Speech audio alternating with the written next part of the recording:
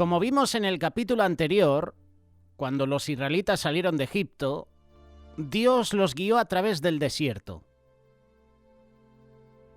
En lugar de llevarlos por el camino más transitado, el Señor los lleva por el desierto para enseñarles lo que necesitan aprender antes de entrar en la tierra prometida.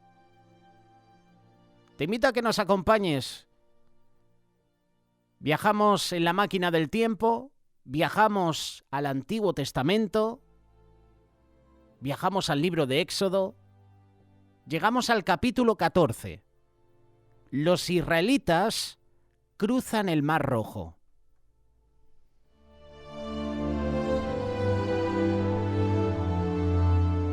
La redención no solo consistía en salir de la esclavitud,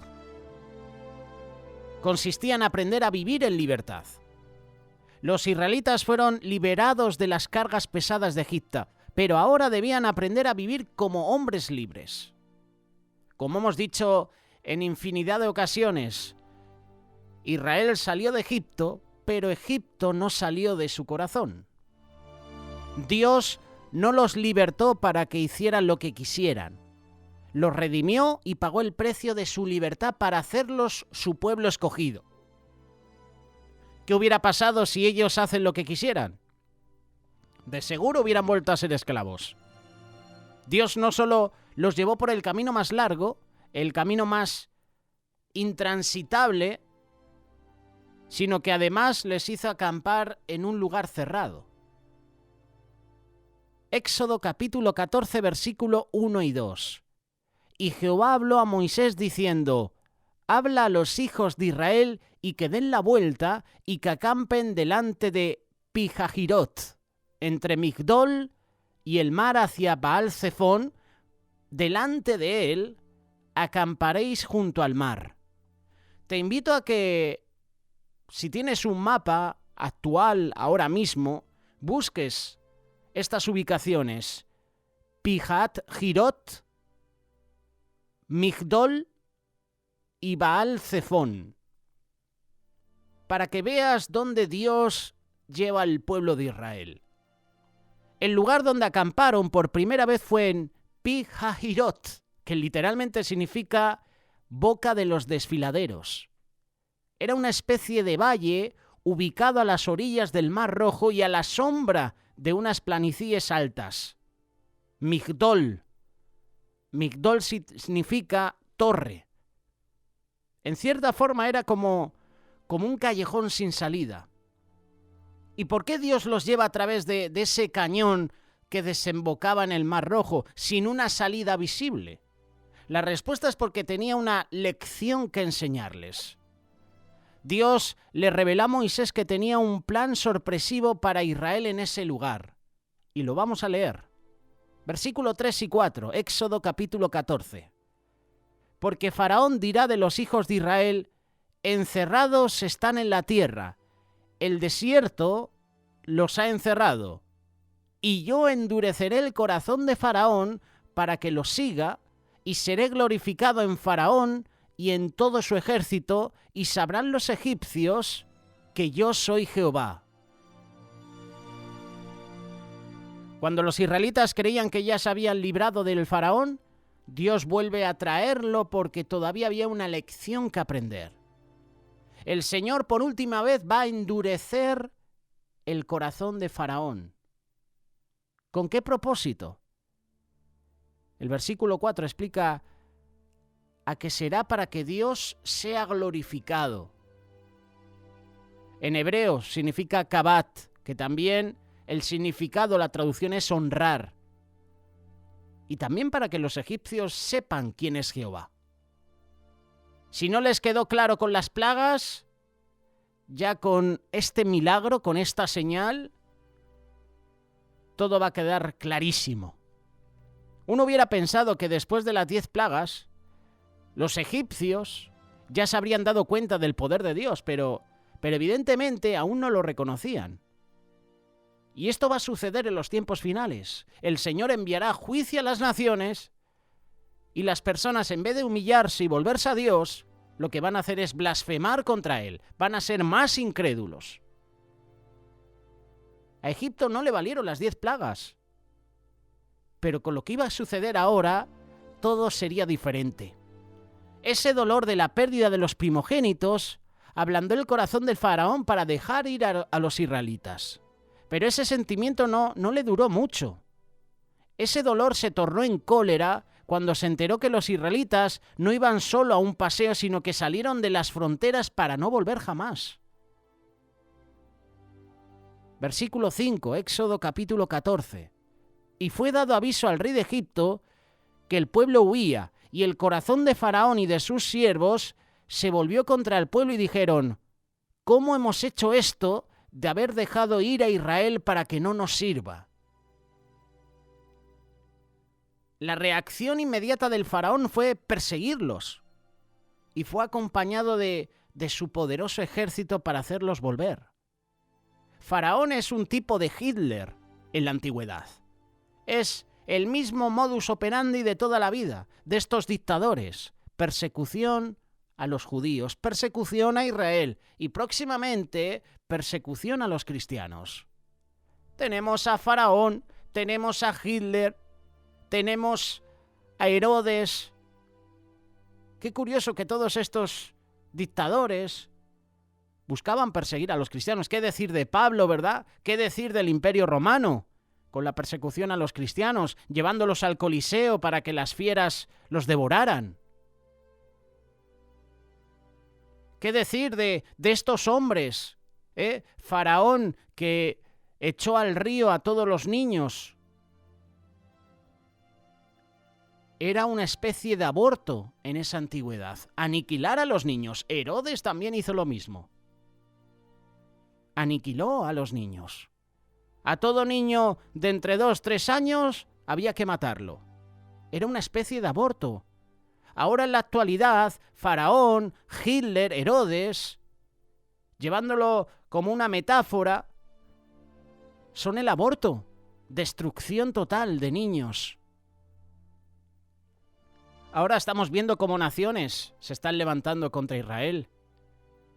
Esta es una realidad y esta hay que contarla. Qué triste que esté sucediendo esto.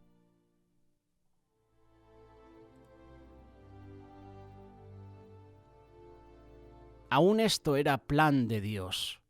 Era parte de ese plan. Como ya mencionamos, Dios propició esa persecución porque todavía había algo que aprender de ello. Éxodo capítulo 14, verso 8.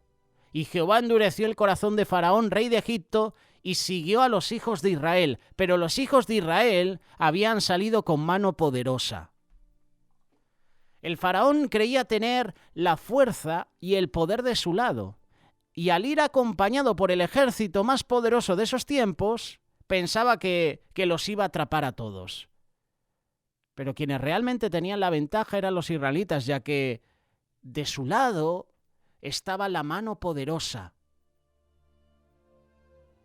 Literalmente, mano levantada, mano exaltada. En hebreo, Bet Yadar Ramá. Esa mano levantada, la mano poderosa de Jehová de los ejércitos. Esto también es una enseñanza para nosotros. Cuando vengan enemigos contra ti, contra tu vida, cuando se levanten gigantes, recuerda que la mano poderosa de Dios está contigo. Él ha prometido que estará con nosotros y está con nosotros. Él dice y Él cumple.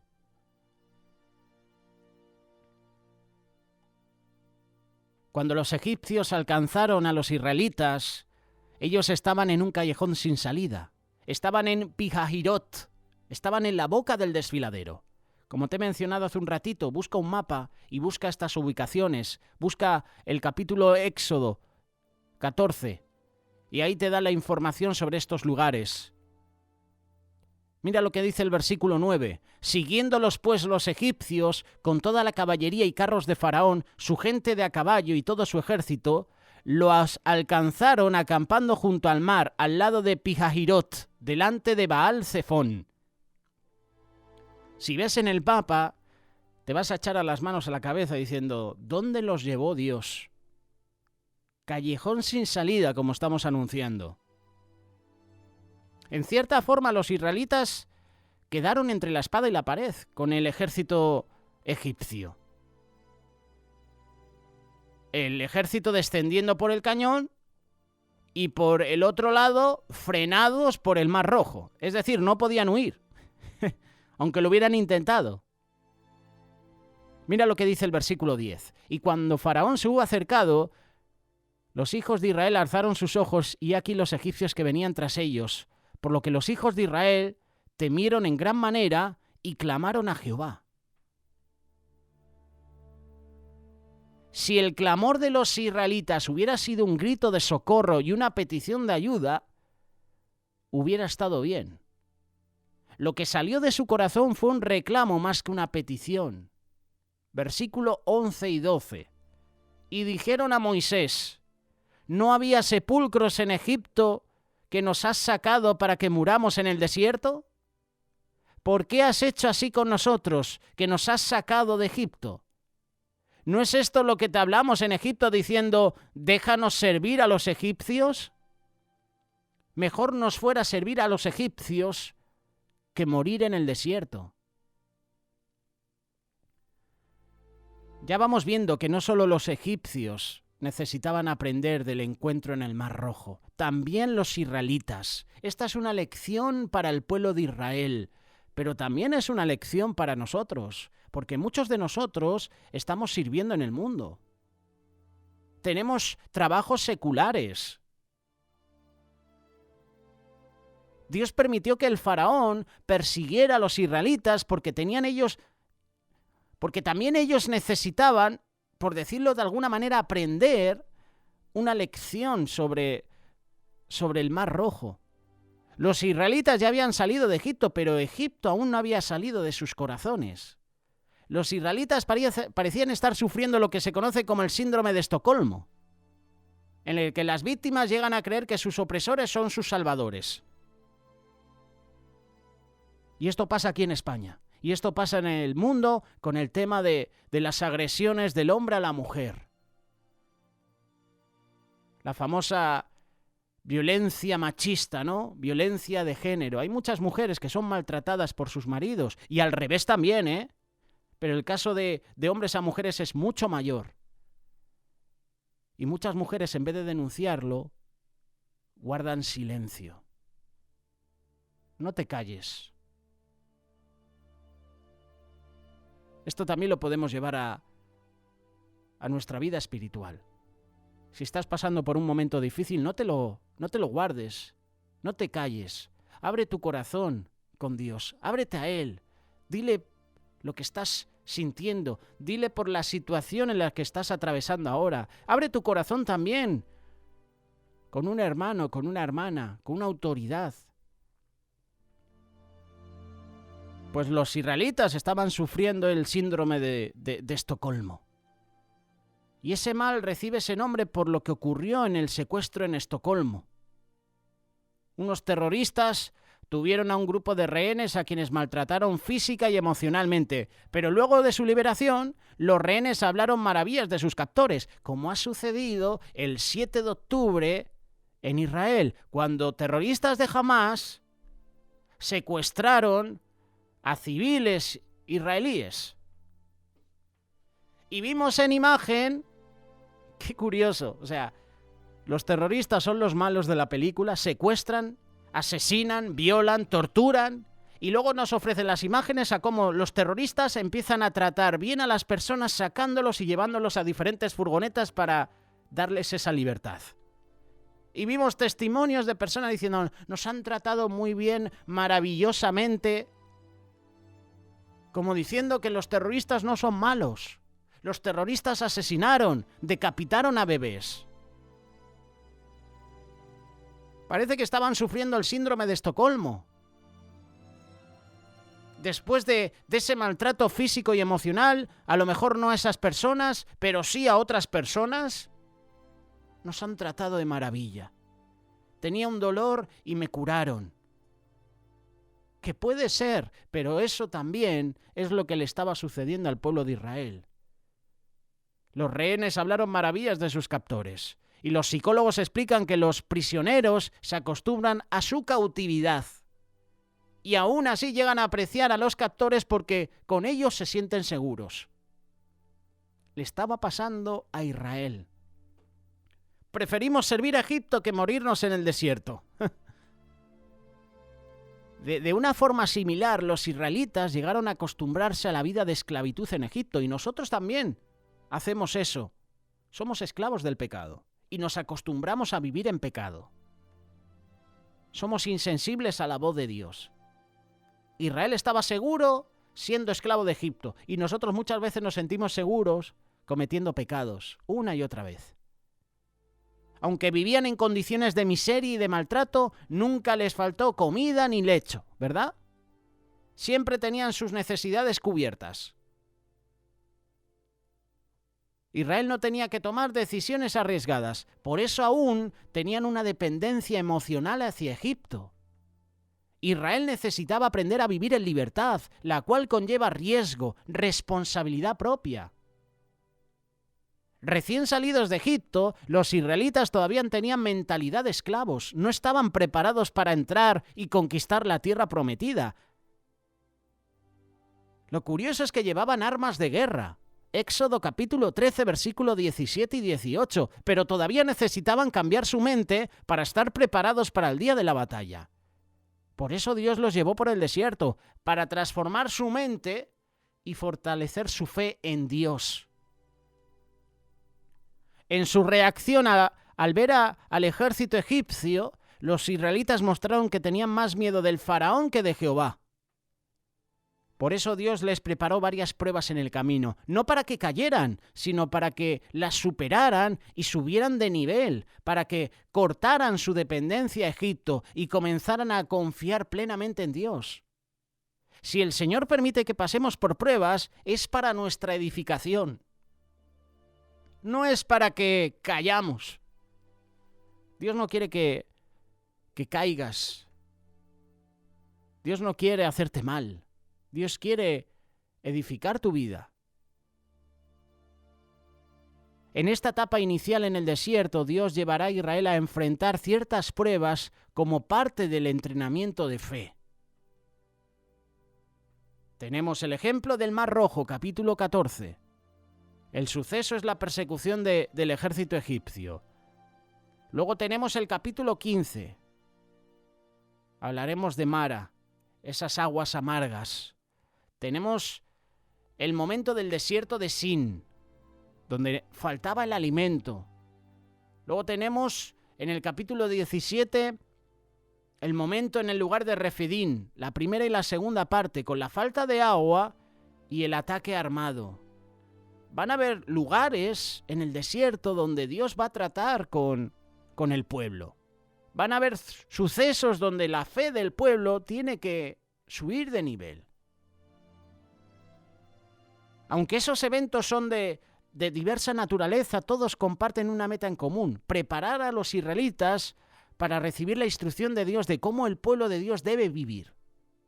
Los israelitas estaban acostumbrados a ser esclavos del faraón, pero ahora deberían convertirse en siervos de Jehová. Y esto llegará más adelante. Fíjate si estaban tan arraigados a Egipto que cuando Moisés sube al monte, Aarón se queda a cargo del pueblo y el pueblo se desenfrena y edifican ese becerro de oro, con todos los utensilios, con todos los tesoros que habían sacado de Egipto y todos esos tesoros que hasta los propios egipcios les dieron a los israelitas. Esto lo veremos próximamente, pero continuamos con la historia, porque la historia todavía no ha acabado. Prepárate, que vamos a cruzar el Mar Rojo.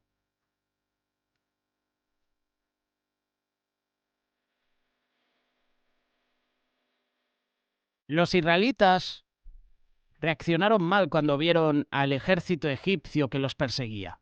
En lugar de creer en Dios, clamar por ayuda de Dios, se quejaron y lamentaron haber sido liberados. Versículo 11 y 12.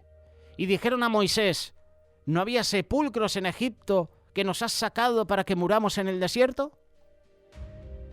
Si dependiera de los israelitas, ellos, encantados de la vida, hubieran regresado con los egipcios con la cabeza agachada y les hubieran servido como esclavos para siempre. Pero ese no era el plan de Dios. Y Moisés lo sabía. Versículo 13.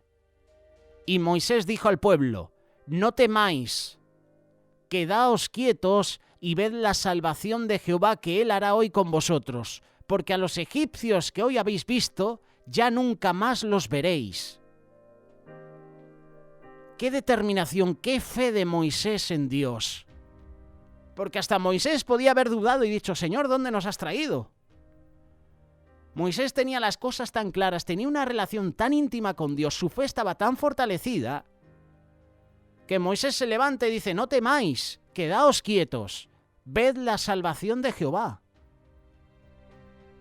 ¿Qué lección nos está dando Moisés ahora mismo? ¿Qué hacemos nosotros cuando llegan los problemas, cuando llegan las situaciones difíciles, cuando llegan los gigantes? ¿Qué hacemos? Moisés nos da el ejemplo. Moisés está actuando como David, como iba a actuar David muchos años después. Ve al pueblo de Israel atormentados, Ve al pueblo de Israel atemorizados porque un gigante, Goliat, estaba a punto de conquistarlo. Estaba a punto de Israel ser sometida por los filisteos. Y David se tiene que levantar, un niño, un pastor de ovejas. Se tiene que levantar en medio de esa situación y decir: el Señor está con nosotros. El Señor de los ejércitos está con nosotros. El poderoso de Israel. Tú vienes a mí con espada, con lanza, con jabalina, con todo, pero yo vengo en el nombre de Jehová de los ejércitos, a quien tú has faltado el respeto. Se levanta Moisés y le dice al pueblo: no temáis, quedaos quietos y ved la salvación de Jehová. Dios los llevó a ese callejón sin salida para que no les quedara otra que confiar en Él. Allí les iba a ser arrancado el temor de Faraón y comenzarían a aprender a confiar en Dios. Ante una amenaza, ¿cuál es tu instinto? Esto lo vemos en muchas películas, ¿verdad? Sobre todo de batallas, películas bélicas. ¿Cuál es el instinto ante una amenaza? Correr, huir. Pero es interesante que la instrucción de Moisés fue lo opuesto: quedaos quietos. Si tú ves que viene un ejército que quiere conquistar tu nación, que quiere llevarte como esclavo, ¿tú qué haces? ¿Te dejas? No, sales corriendo, huyes. Quedaos quieto. Y la siguiente instrucción es simple: ved. Lo que verán es la salvación de Jehová. Y lo que ya nunca verán jamás es a los egipcios. Esa expresión, nunca más los volveréis a ver, algunos rabinos judíos lo interpretan no como una promesa, sino como un mandamiento. Nunca más vuelvan a ver así a los egipcios. En otras palabras, el Señor les está diciendo que ya no vuelvan a ver a Egipto como su salvación. Ahora tenían que ver a Dios como su Salvador. Y hay un texto en el libro de Deuteronomio que apoya esa interpretación. Entre las bendiciones y maldiciones, la última maldición que llegará si el pueblo desobedece es que regresarán a Egipto como esclavos. Deuteronomio capítulo 28, versículos 62 en adelante. Y allí cita la frase que Moisés les dijo en el Mar Rojo. Mira lo que dice el versículo 68.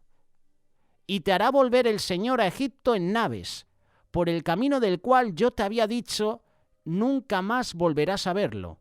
Y allí os ofreceréis en venta como esclavos y esclavas a vuestros enemigos, pero no habrá comprador. Esta es la versión de la Biblia de las Américas, que traduce literalmente lo que dice en hebreo: nunca más los verás. La Reina Valera lo traduce como nunca más volverás. La última consecuencia de la desobediencia es regresar al punto de partida, en esa redención, la esclavitud en Egipto. La tentación de confiar en Egipto más que en Dios no es exclusivo de la generación que salió de Egipto. En tiempos de Isaías, el pueblo de Israel volvió a tener esa tentación y el profeta les advirtió que no lo hicieran. Y ahora esto lo podemos aplicar a nuestro día a día. Egipto simboliza el mundo y hay muchos que están sirviendo a Egipto. Con esto no decimos que no puedes servir o tener un trabajo en el mundo. Lo de servir lo quitamos, pero con esto no decimos que no puedas no puedas tener un trabajo secular. Claro que lo puedes tener. El problema es cuando eres esclavo de ese trabajo. Hay muchas personas que son esclavas de su trabajo, incluidos los cristianos.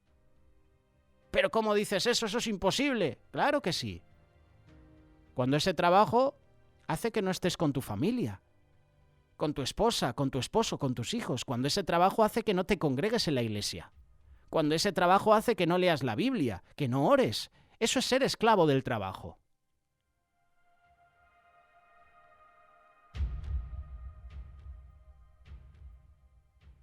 Volviendo a la historia de Éxodo, podemos imaginarnos que los israelitas se preguntaban: ¿y cómo sucederá esta salvación de Jehová? Ya que por atrás viene el ejército egipcio, pero por los lados está el cañón y por delante el mar. Es que, ¿dónde vamos, Moisés? Moisés, ¿qué haces? ¿Qué estás haciendo, Moisés? Así hubiéramos dicho nosotros. Moisés, te falla tu GPS. Moisés, actualiza tu teléfono. Moisés, ¿qué estás haciendo? Estamos entre la espada y la pared. Y nada menos que un milagro podía salvarlos. Precisamente eso fue lo que Moisés creyó. Y por eso les dijo, Éxodo capítulo 14, verso 14, Jehová peleará por vosotros y vosotros estaréis quietos.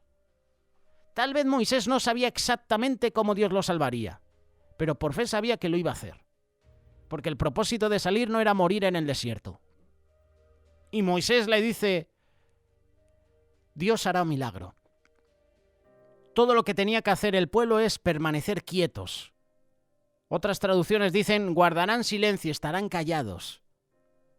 Moisés se puso a orar en ese momento porque Dios le respondió. Y curiosamente el Señor le dijo que hiciera algo que no esperaba. Versículo 15 y 16. Entonces Jehová dijo a Moisés, ¿por qué clamas a mí? Di a los hijos de Israel que marchen, y tú alza tu vara y extiende tu mano sobre el mar y divídelo, y entre los hijos de Israel por medio del mar en seco. El Señor dijo que Él iba a abrir un camino donde no habría. Pero antes Dios esperaba que el pueblo caminara en fe, creyendo lo que no se ve. Romanos capítulo 8, verso 24 y 25. Entonces Jehová dijo a Moisés, ¿por qué clamas a mí? Esto es lo que dice Éxodo 14, 15 y 16. Me llama la atención. ¿Por qué Dios le dice, ¿por qué me clamas a mí? ¿Por qué me buscas a mí? ¿Por qué clamas a mí? Ahora sí, Romanos 8, 24 y 25. Porque en esperanza somos salvos. Mas la esperanza que se ve no es esperanza, pues lo que uno ve, ¿por qué esperarlo aún? Mas si lo que no vemos esperamos, con paciencia lo esperamos.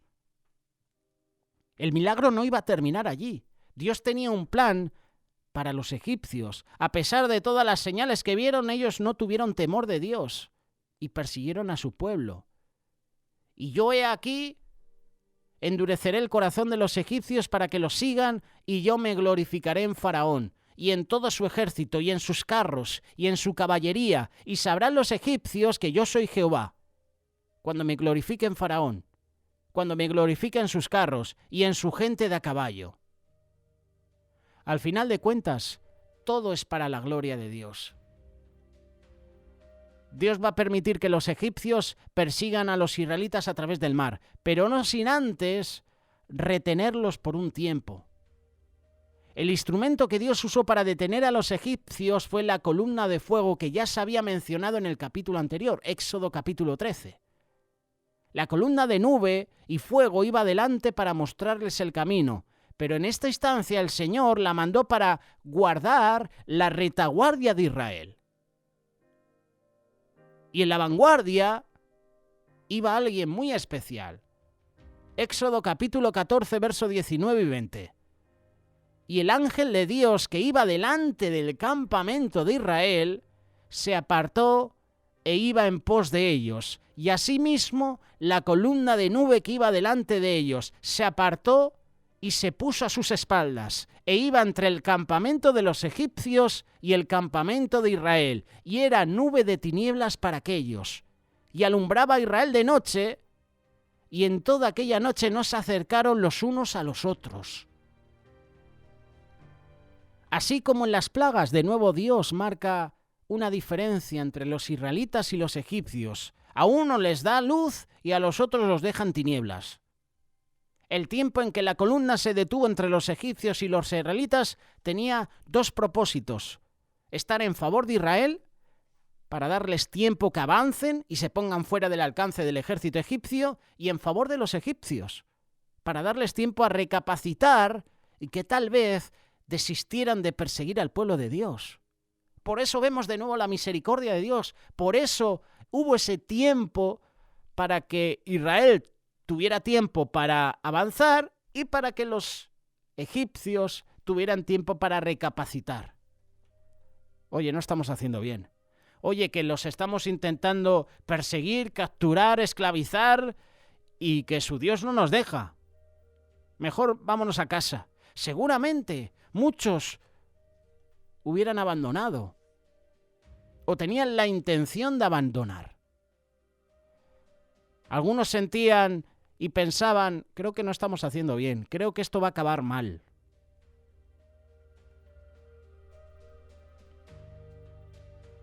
Fíjate, seguramente muchos de esos egipcios no volvieron a casa.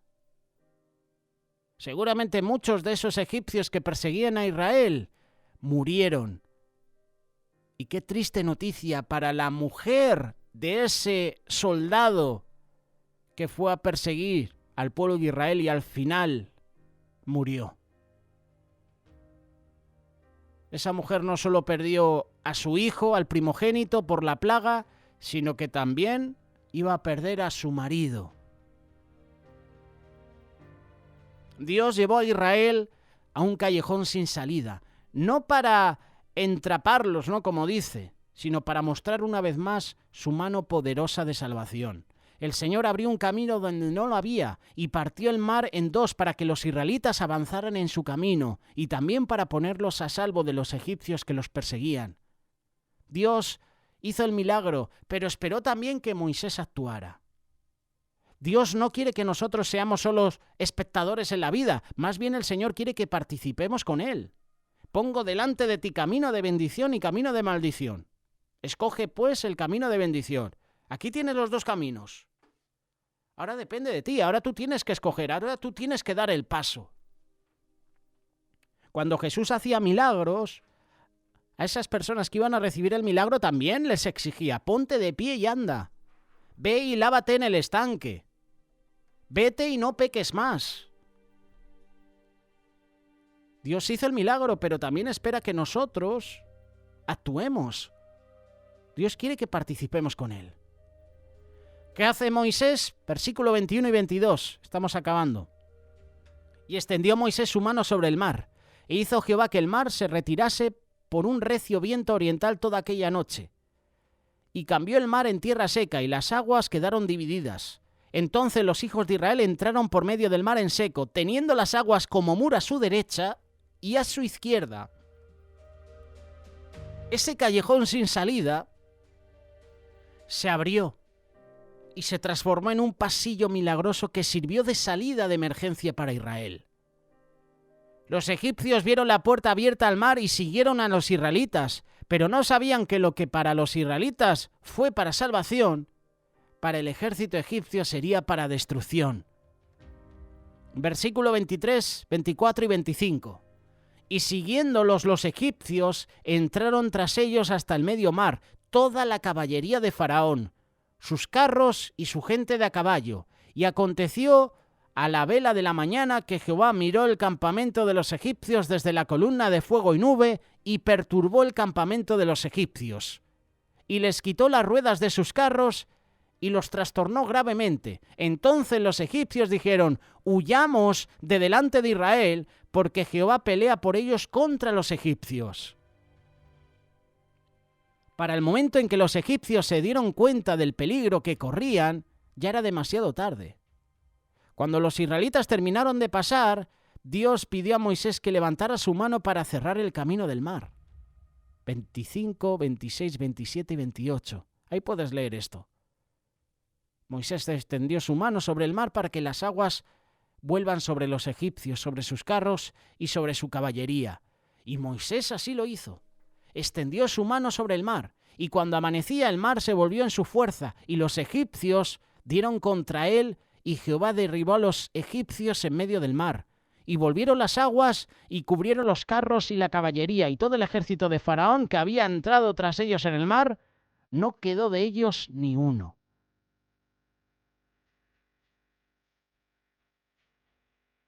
En ese día, el ejército de Egipto cayó ante la mano poderosa de Jehová, y todos los israelitas fueron testigos de esto.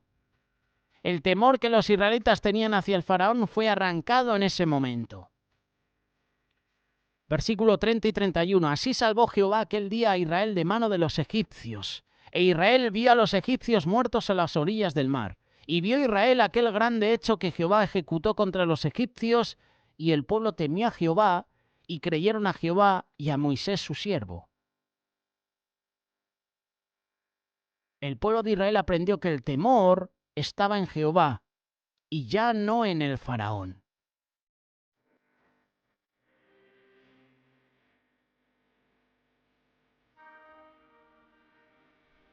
Es el pasaje que acabamos de compartir, este estudio bíblico.